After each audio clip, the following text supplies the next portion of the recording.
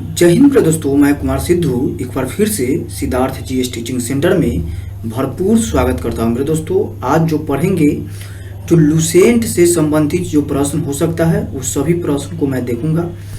Lucent को पढ़ूंगा, बहुत ही इम्पोर्टेंट है लुसेंट को पढ़ना हमें। और लुसेंट से अक्सर क्वेश्चन आते रहता है, हर एक कॉम्पिटिटिव एग्जाम में लुसेंट से क्वेश्चन पूछा जाता है और उम्मीद है जो आपको ये अच्छा लगेगा। आज जो पढ़ेंगे, जो लुसेंट में हिस्ट्री को पढ़ेंगे। क्या चीज पढ़ेंगे? हिस्ट्री को पढ़ेंगे। लुसेंट में हिस्ट्री को पढ़ेंगे, बहुत ही इम्पोर्टेंट है। और लुसेंट से अक्सर क्वेश्चन फंसता है, ये ना कहेंगे जो नहीं फंसता है, लुसेंट से अक्सर क्वेश्चन फंसता है। और इससे पहले वीडियो में आप देख चुके होंगे, उम्मीद है ये देखे होंगे आप। एनसीईआरटी अभी चल रही है। एनसीईआरटी में अभी 6 क्लास की हिस्ट्री की एनसीईआरटी चल रही है। 6 क्लास की हिस्ट्री के और 6 क्लास की ज्योग्राफी के अभी चल रही है। फुल्ली अभी क्लास चलेगी और जितना हो सके मैं बिहार दरोगा के एग्ज़ाम को देखते हुए, अभी तो नोटिफिकेशन भी नहीं जारी किया है, अभी लंबे समय है, तब तक आप तैयारी को एक अच्छे पैगाम दीजिए तैयारी को। तो मैं स्टार्ट कर रहा हूं और लुसेंट में आज हिस्ट्री पढ़ेंगे। सबसे पहले देखेंगे जो भारत के इतिहास क्या है। बिल्कुल लुसेंट ही पढ़ाएंगे, लुसेंट से एक भी क्वेश्चन बाहर इसमें नहीं पढ़ाया जाएगा।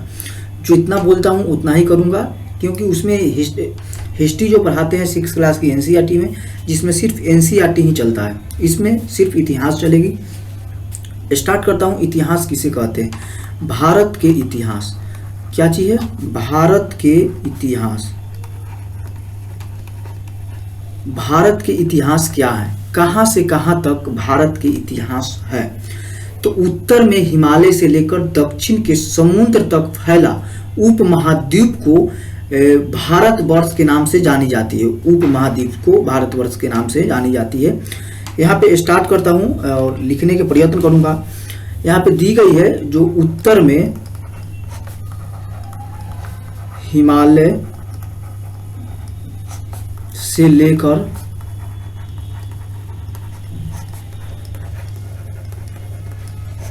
दक्षिण में समुद्र तक फैला उपमहाद्वीप को भारतवर्ष कहते हैं। भारतवर्ष कहते हैं। क्या चीज कहते हैं? भारतवर्ष के नाम से जाना जाता है, जिसे महाकाव्य और पुराणों में भारतवर्ष के नाम से जानी जाती है। और महाकाव्यों में भी भारतवर्ष के नाम से जानी जाती है और पुराणों में भी इसे भारतवर्ष के नाम से जाना जाता है। तो पुराण और महाकाव्य ये दोनों चीजों में किस नाम से जानी जाती है? तो भारतवर्षों के नाम से जानी जाती है। किस नाम से जानी जाती है? तो भारतवर्ष के नाम से जानी जाती है। भारतवर्ष का मतलब ही होती है भारत का देश। यहाँ के निवासियों को भारतीय अर्थात भारत की संतान कहा जाता है। यहाँ के निवासी, जितना भी निवासी है, उसको भारत के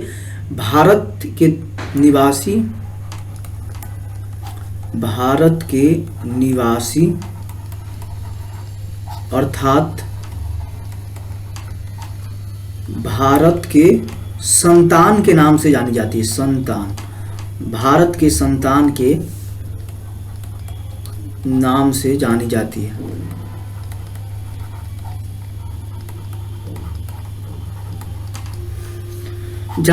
भारत के संतान के नाम से बिल्कुल जानी जाती है। इसके साथ साथ यूनानियों ने कुछ नाम दिए हैं हम लोगों को। जितना भी भारतीय है उसको यूनानियों ने कुछ अपना तरफ से वो नाम दी है। यूनानी, किसने? यूनानी ने किस नाम से संबोधित किया है? तो यूनानियों ने जो भारत को इंडिया अर्थात मध्यकालीन भारत में, या मुसलमान जो थे, जो मुस्लिम इतिहासकारों ने हिंद अथवा हिंदुस्तान के नाम से संबोधित किया था। तो इंडिया शब्द के जो बात की थी जो यूनानियों ने, इंडिया। और मध्यकाल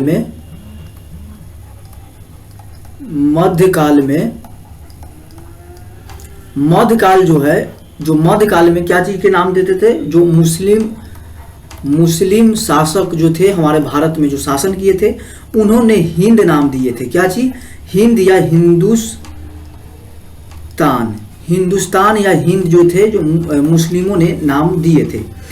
और इसी के तौर पे हमारा इंडिया, भारतवर्ष, आर्यावर्त, रेवाखंड, इस सभी नाम जो है जो हमारे भारत के इसी तरीका से पड़ी है।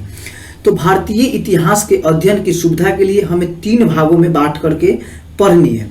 कौन कौन चीज पढ़ेंगे? तो 3 चीजों में बांट करके पढ़ेंगे।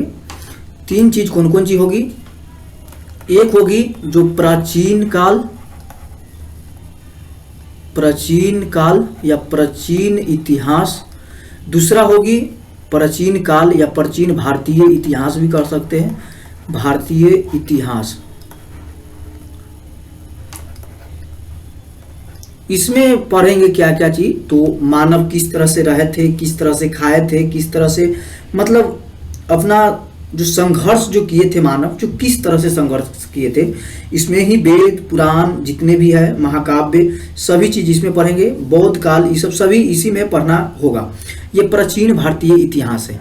उसके बाद जो आती है जो मध्यकालीन भारतीय इतिहास,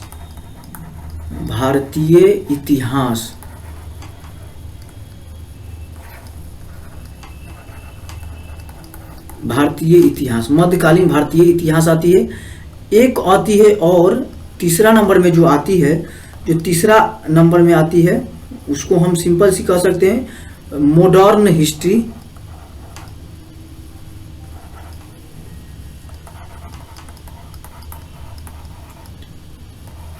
मॉडर्न हिस्ट्री या आधुनिक काल।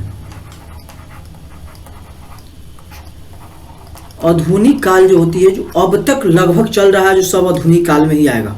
सिंपल सी बात ये समझिए, जो अभी करेंट अफेयर्स भी पढ़ रहे हैं समझिए वही है। इसके साथ साथ कुछ और है इसमें जो पढ़ना होगा हमें, जो और कुछ विशेष चीज है। तो सबसे पहले देखेंगे जो प्राचीन भारत का इतिहास। 1 नंबर को स्टार्ट करूंगा, प्राचीन भारत का इतिहास।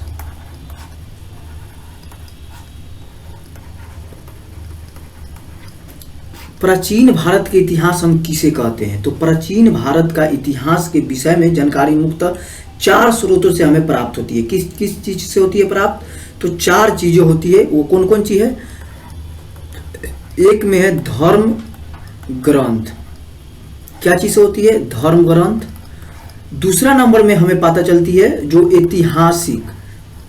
ऐतिहासिक काल से, ऐतिहासिक काल के बारे में पढ़ेंगे।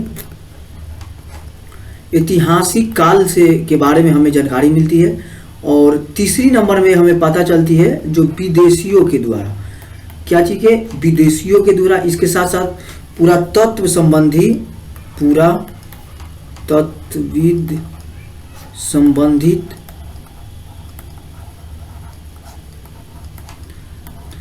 जानकारी मिलती है। लगभग ये 4 चीजों से हमें पता चलती है जो भारत के इतिहास, प्राचीन भारत के इतिहास क्या क्या चीज थे। इसमें भी वेद पढ़ना होता है, जो 4 वेद है। वेदों की संख्या हमें कितनी है? तो वेदों की संख्या जो है हमारी टोटल 4 वेद है। कितने वेद है? टोटल वेदों की संख्या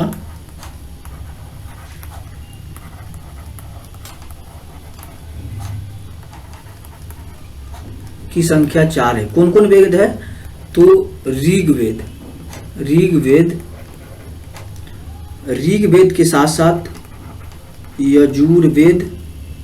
यजुर्वेद, उसके बाद में सामवेद आता है, सामवेद आती है। इसके साथ साथ अर्थवेद आती है,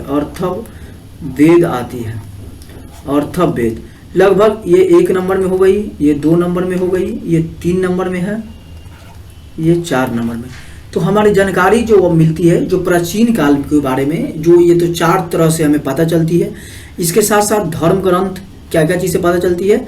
तो धर्म ग्रंथ से पता चलती है। इसके साथ साथ ऐतिहासिक काल से पता चलती है। इसके साथ साथ विदेशियों के द्वारा, जो विदेशी लोग आए थे भारत में, रहे थे, किस तरह से थे, कुछ ऐसा जानकारी हमें इससे भी प्राप्त चलती है। धर्म ग्रंथ से ही ये सब पता चलती है वेद, ऋग्वेद, यजुर्वेद, सामवेद, अर्थवेद, ये सब धर्म ग्रंथ से। ऐतिहासिक काल से हमें पता चलता है ये चीज़, जो इतिहास में किस तरह से आए थे, किसने मतलब कहाँ पे मतलब अपना जीवन यापन किए थे, किस चीज़ को उगाए थे, सबसे पहला भोजन क्या चीज़ था, क्या चीज़ को सर्वाइव कर रहे थे, मतलब अपना जिंदगी के बारे में यहाँ से ऐतिहासिक काल स्टार्ट होती है। इसके साथ साथ विदेशियों से हमें कुछ पता चलती है, कौन विदेशी आए थे, कैसे थे, ये सभी बात उसको बाद में पूरा तात्विक संबंधी से पता चलती है।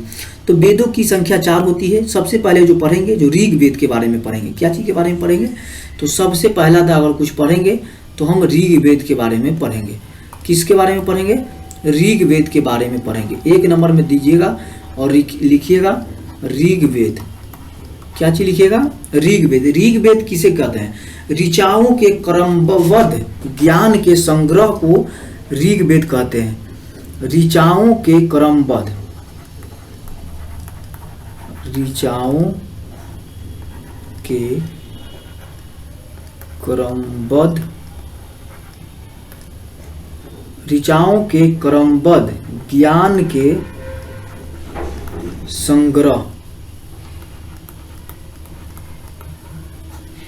संग्रह को ऋग्वेद कहते हैं। इसमें 10 मंडल होते हैं। ऋग्वेद में 10 मंडल होते हैं। कितने मंडल होते हैं, 10 मंडल होते हैं। 1028 सूत्र होते हैं। 1028 सूत्र होते हैं। 1028 सूत्र होते हैं। इसके साथ साथ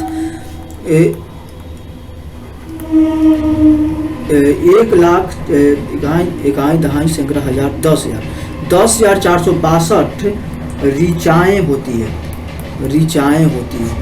कितनी होती है, तो ऋचाएँ की संख्या टोटल होती है हमारे कितना, तो 10,462 ऋचाएँ होती है। इसके साथ साथ 1028 सूत्र होती है, 10 मंडल होती है ऋग्वेद में। और इससे बहुत इंपॉर्टेंट बात ये आती है, अक्सर एग्जाम में पूछते हैं, जो इस वेद के ऋचाओं के पढ़ने वाले, इस वेद के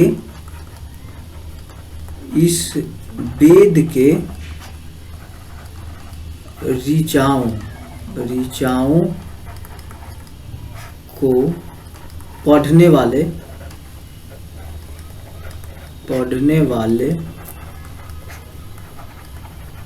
ऋषि को होत्री कहते हैं। क्या चीज, होत्री कहते हैं। ऋषि को क्या चीज कहते हैं, होत्री कहते हैं। होत्री किसे कहते हैं मेरे भाई, तो ऋग्वेद के ऋचाओं को पढ़ने वाले। ऋचाएं कितनी है, 10,462 है, जिसमें ऋचाओं को पढ़ने वाले ऋषि को होत्री कहा जाता है। ऋग्वेद के ऋचाओं को पढ़ने वाले ऋषि को होत्री कही जाती है। ये आप ध्यान रखिएगा, ये क्वेश्चन अक्सर एग्जाम में आते हैं। इस वेद में आर्य के राजनीतिक प्रणाली एवं इतिहास के बारे में जानकारी मिलती है। तो इसी वेद में, ऋग्वेद में ही आर्य के बारे में या आर्य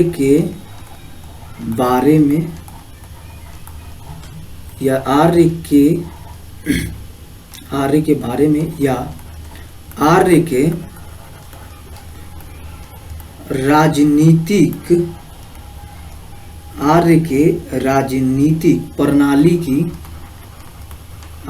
राजनीतिक प्रणाली एवं इतिहास के बारे में हमें पता चलता है। किसके बारे में हमें पता चलता है, तो आर्य के बारे में हमें ऋग्वेद से ही पता चलती है। किससे पता चलती है, तो ऋग्वेद के बारे में हमें, ऋग्वेद से ही आर्य के बारे में हमें यहाँ से पता चलती है। इसके साथ साथ और बहुत महत्वपूर्ण एक क्वेश्चन और आती है, जो विश्वामित्र द्वारा रचित ऋग्वेद के 3रे मंडल में सूर्य देवता की सावित्री को समर्पित प्रसिद्ध गायत्री मंत्र है। तो ये 3रे मंडल से किसके, विश्वामित्र द्वारा, सिंपल से यहाँ लिख सकते हैं, विश्वामित्र द्वारा रचित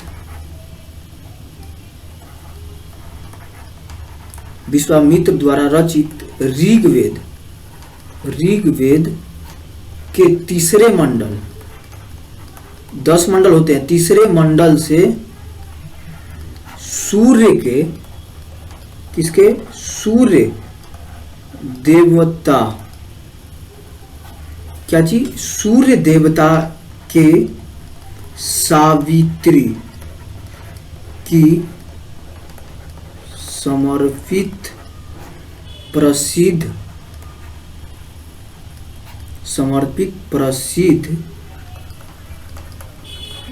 गायत्री मंत्र के उल्लेख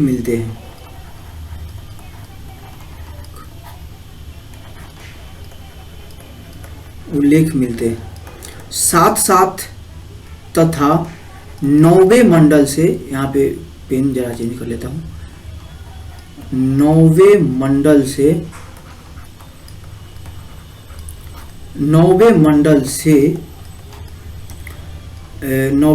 से देवता सोम को, किसको, देवता सोम को उल्लेख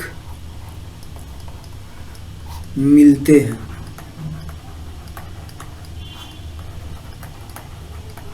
यहाँ पे आप देखिएगा, यहाँ पे क्या लिख रही है, यहाँ पे जो है, जो ऋग्वेद से हमें आर्य के बारे में और आर्य के राजनीतिक प्रणाली के बारे में हमें पता चलती है। इसके साथ साथ विश्वामित्र द्वारा रचित ऋग्वेद के तीसरे मंडल से सूर्य देवता के सावित्री के समर्पित प्रसिद्ध गायत्री मंत्र के उल्लेख मिलते हैं, तथा 9वें मंडल से देवता सोम के उल्लेख मिलते हैं। 9वें मंडल से क्या है, देवता सोम के उल्लेख मिलते हैं। एक और बहुत इंपॉर्टेंट आती है, वो आपको लिखनी जरूरी है। ऋग्वेद के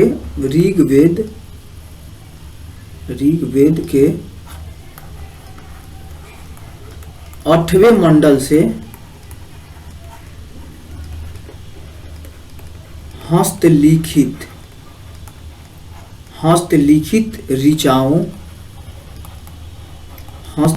ऋचाओं को खील कहा जाता है। क्या चीज कही जाती है, खील कहा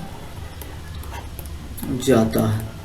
बहुत इंपॉर्टेंट है, यहां से देखिएगा, ऋग्वेद के 8वें मंडल की हस्तलिखित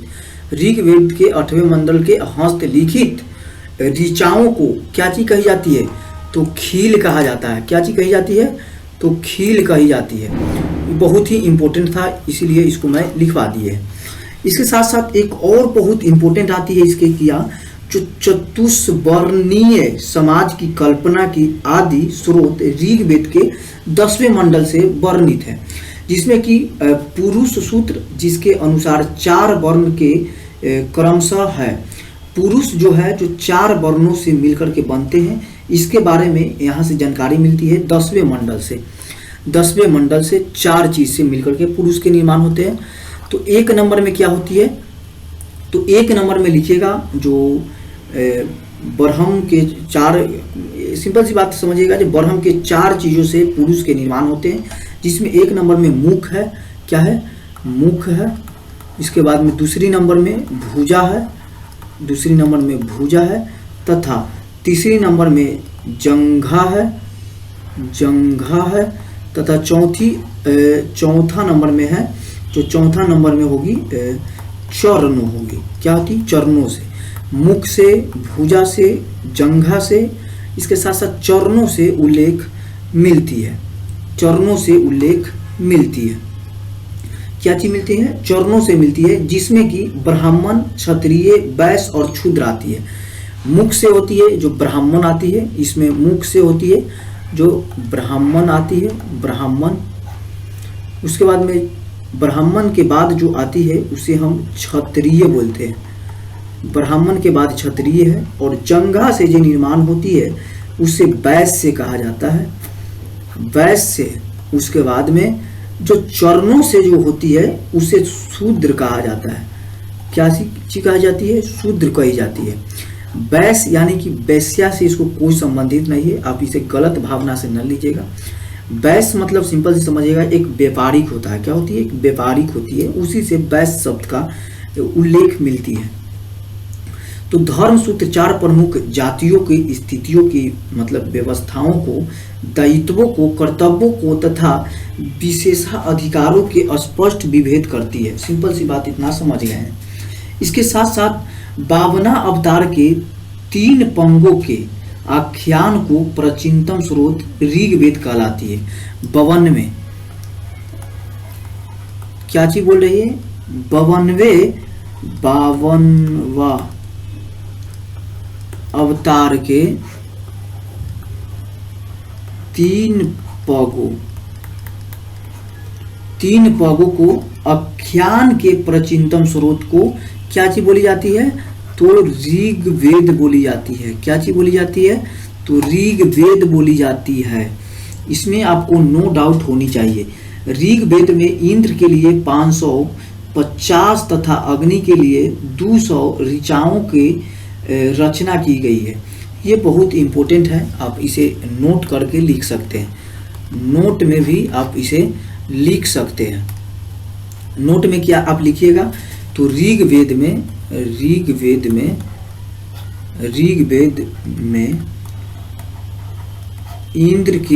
इंद्र के लिए 250 तथा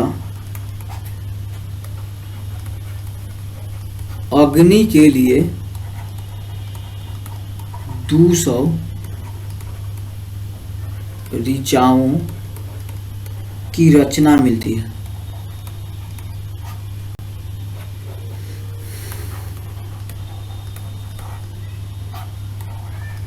तो किसकी रचना मिलती है? तो ऋग्वेद में इंद्र के लिए 250 तथा अग्नि के लिए 200 ऋचाओं की रचना हमें मिलती है। इसके साथ साथ प्राचीन इतिहास के साधन के रूप में वैदिक साहित्य में ऋग्वेद के बाद शतपथ ब्राह्मण का स्थान दिया गया है।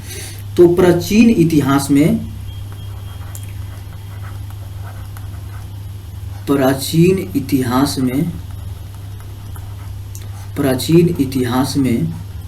ऋग्वेद के बाद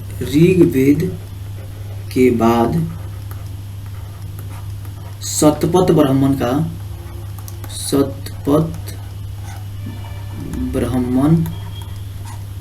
की स्थान दी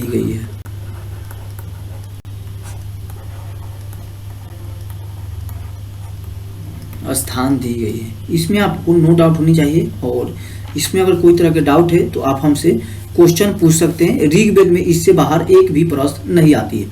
यजुर्वेद थोड़ा छोटा है, लेकिन इम्पोर्टेंट एक क्वेश्चन को ये रखता है। इसका इम्पोर्टेंस जो है, जो एक क्वेश्चन रहता है, इसको एक क्वेश्चन इम्पोर्टेंट रहता है। क्या चीज रहता है इसमें? यजुर्वेद में एक क्वेश्चन इम्पोर्टेंट रहता है। तो इसमें जो एक क्वेश्चन अक्सर पूछा जाता है, जो सस्वर पाठ के लिए मंत्रों तथा बलि के समय अनुपालन के लिए नियमों के संकलन या यजुर्वेद कहलाती है। ये क्या कहलाती है? यजुर्वेद कहलाती है। इसके साथ साथ इसमें पाठकर्ताओं को अध्यवरयु कहा जाता है। इसमें पाठ जो पढ़ते हैं या पाठकर्ता जो होती है उसे अध्यवरयु कहते हैं। इसको आप ध्यान रखिएगा, ये क्वेश्चन एक इम्पोर्टेंट है। इसके साथ साथ यह एक ऐसा वेद है जो गद्य एवं पद दोनों है। इसमें गद्य एवं पद दोनों है। इसमें यह एक ऐसा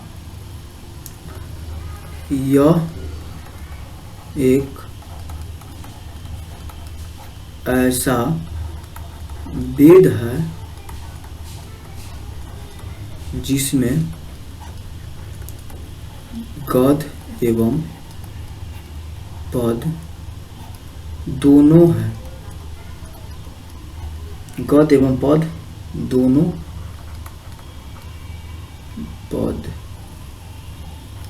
गद्य एवं पद इसमें दोनों आती है। इसमें आपको नो डाउट होनी चाहिए। इसके बाद में तीसरा नंबर में एक और आती है जो तीसरा नंबर में जो आती है इसे सामवेद कहते हैं। क्या चीज होती है? सामवेद। थोड़ा इम्पोर्टेंट है इसमें, इससे बहुत सारा क्वेश्चन देखने को मिलती है।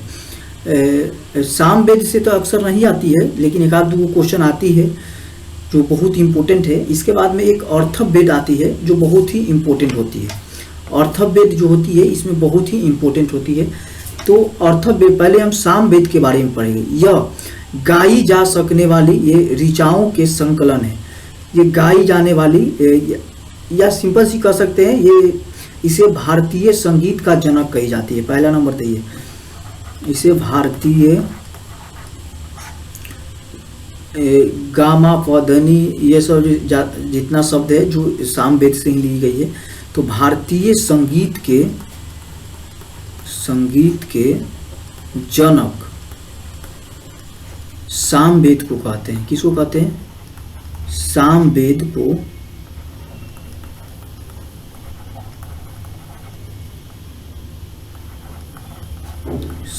को कहते हैं।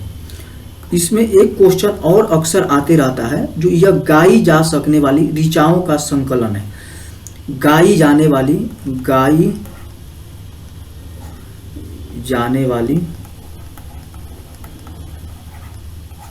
ऋचाओं के संकलन है। गाई जाने वाली ऋचाओं की संकलन है। कौन सी है? तो सामवेद है। सामवेद में गाई जाने वाले ये एक ऋचाओं का संकलन है, तथा इसको पाठकर्ताओं को आदृत्री बोला जाता है। उद्धृत्री बोला जाता है। उद्धृत्री कही जाती है।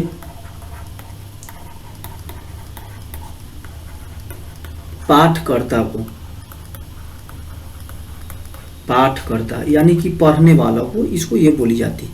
अर्थवेद जो है, जो बहुत ही इम्पोर्टेंट आती है। थोड़ा बहुत इसमें से क्वेश्चन अक्सर आते रहता है।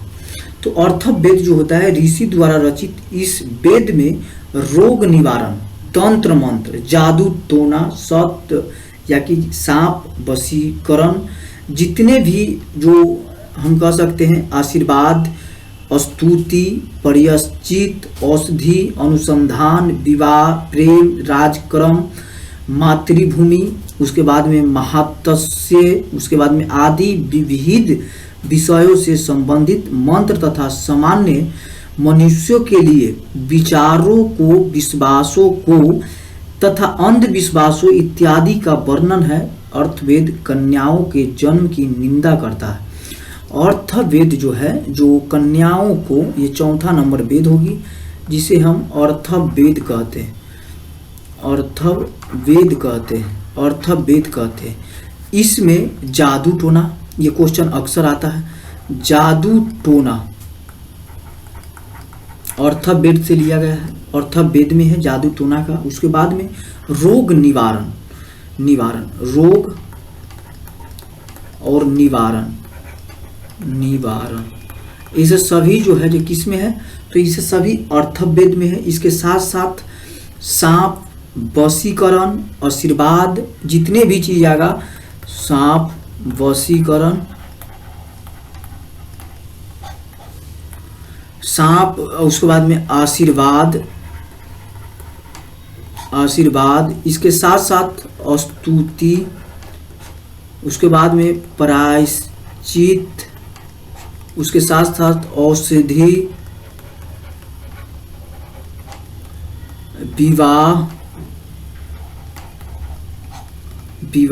विवाह के साथ साथ बहुत सारा प्रेम, राजकर्म, मातृभूमि, इस सभी जो है, जो अर्थवेद में आती है। यहाँ से क्वेश्चन एक अक्सर फंसता है। अर्थवेद जो है, जो कन्याओं को निंदा करती है जन्म के लिए। अर्थवेद जो है, जो कन्याओं के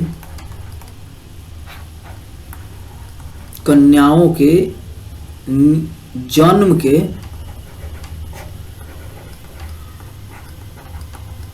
निंदा करती है।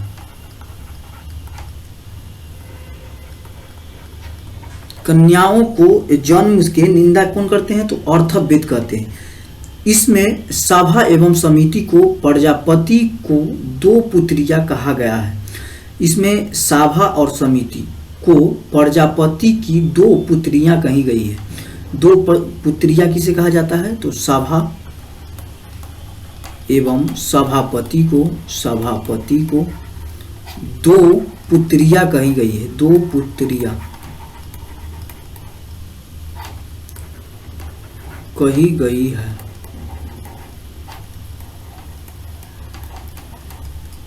इसी में पुराण संबंधित वंश जो भी है, जो इसी में आता है, पढ़ना होगा, जिसमें कि विष्णु पुराण, मत्स्य पुराण, वायु पुराण।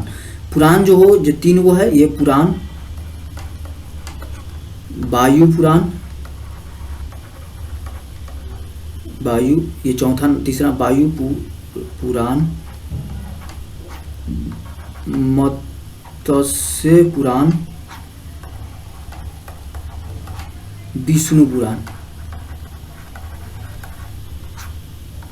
1 2 ये तीनों हैं जो ये पुराण के संबंधित आती है। इसके साथ साथ इसके वंश जो है, जो इसमें वंश जो आएगी, जो मौर्य वंश आएगी, मौर्य वंश आएगी। इसके साथ साथ इसमें जो आएगी आंध्र सातवाहन वंश,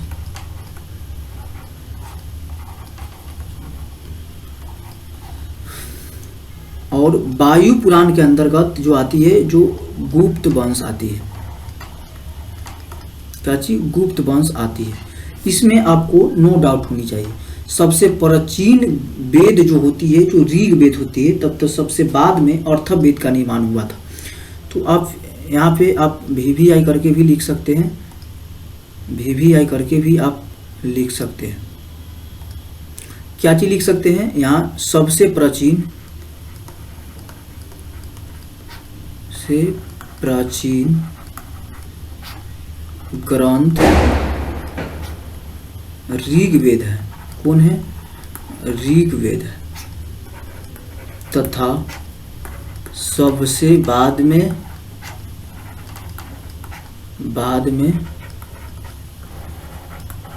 अर्थवेद है, जो सबसे लास्ट में इसको अर्थवेद को मान्यता मिली थी। लास्ट में आई थी अर्थवेद। वेदों की भली भांति समझने के लिए 6 वेदांग की रचना की गई थी, जिसमें कि शिक्षा, ज्योतिष, कल्प, व्याकरण, निरुक्त तथा छंद, ये 6 चीज दी गई है। जो क्या चीज को समझने के लिए दी गई है? तो ये वेदों को समझने के लिए ये 6 चीज होनी जरूरी है। तो वेदों के समझने के लिए 6 चीज, क्या क्या चीज जरूरी है मेरे भाई? तो 6 चीज जो जरूरी है वो मैं लिख रहा हूँ। 6 चीज वेदों को समझने के लिए 6 चीज का होना बिल्कुल जरूरी है। शिक्षा की होना जरूरी है, शिक्षा। दूसरा नंबर में ज्योतिष, जरा इसको मोटापन लाता हूँ। ज्योतिष, शिक्षा के साथ साथ ज्योतिष। उसके बाद में कल्प, व्याकरण। तीसरा नंबर में कल्प। चौथा नंबर में व्याकरण। और 5वें नंबर में जो हमारे आते हैं वो निरुक्त आती है। निरुक्त के साथ साथ छंद आती है। निरुक्त तथा 6ठे नंबर में छंद आती है। ये 6 आती है हमारे अर्थवेद के ऋग्वेद को समझने के लिए। इसमें बहुत सारे बातें दी गई है। इसमें से भारतीय ऐतिहासिक कथाओं का सबसे अच्छा क्रमबद्ध विवरण पुराणों से मिलती है। इसके रचयिता लोमहर्ष अथवा इसके पुत्र उर्ग श्रवा माने जाते हैं। तो पुराणों के अध्ययन, पुराणों जो है, जो पुराण के रचयिता कौन है? तो पुराण के रचयिता को हम अगर समझे तो पुराण की रचयिता है जो कौन है? तो लोमहर्ष है। कौन है? लोमहर्ष तथा या इसके पुत्र का नाम क्या था? तो इसके पुत्र जो हुए, लोमहस के पुत्र उग्र श्रावा था, उग्र श्रावा इसका पुराणों की रचयिता के तौर पे माने जाते हैं। और इसकी संख्या जो होती है, पुराणों की संख्या 18 है, जिसमें कि केवल 5 जो है जो राजाओं की वंशावली पाई जाती है। 5 में 5 जो है उसमें राजाओं की वंशावली पाई जाती है। 18 पुराण है टोटल पुराणों की संख्या। पुराणों की संख्या की संख्या 18 है। टोटल पुराण कितनी है? 18 पुराने हैं। इसमें से जो है जो 5 को दी गई है, जिसमें 5 निम्न है। कौन कौन है? तो 5 जो दी गई है इसमें मत्स्य पुराण, वायु पुराण, विष्णु पुराण, ब्रह्म पुराण एवं भगवान में ही राजाओं के वंशावली पाई जाती है। इतना दी गई है जो अभी जस्ट मैं बताए थे। इसके साथ साथ पुराणों में मत्स्य पुराण सबसे प्राचीन एवं प्रामाणिक मानी जाती है। पुराण में मत्स्य पुराण जो है, मत्स्य पुराण सबसे पुराना तथा प्रमाणित मानी जाती है।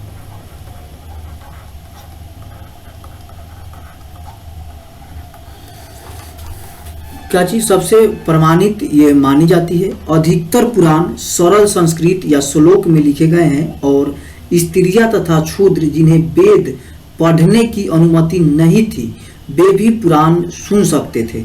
पुराणों का पाठ पुजारी मंदिरों में किया करते थे। पहले के लोगों के लिए ये था, जो महिला थी वो पुराण नहीं पढ़ सकती थी। पुराण जो थी, जो महिला नहीं पढ़ सकती थी, सिर्फ सुन सकती थी।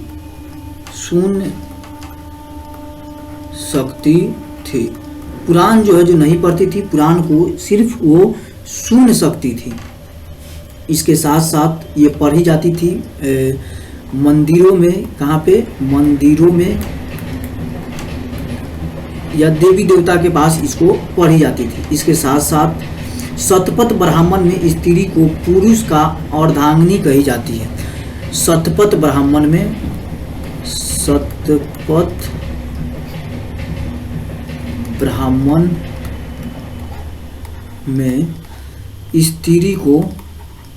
स्त्री को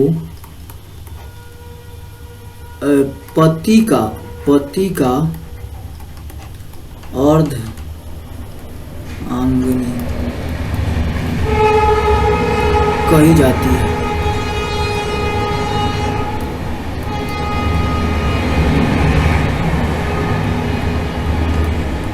अर्धांगिनी इसी को कही जाती है। इसके साथ साथ स्मृति ग्रंथों में सबसे प्राचीन एवं प्रामाणिक जो है जो मनु स्मृति मानी जाती है। मनु स्मृति सबसे पुरानी है। स्मृति में सबसे पुरानी क्या है? तो स्मृति में सबसे पुरानी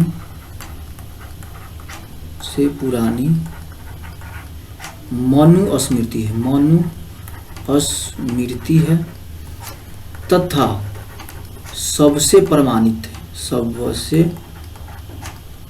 है।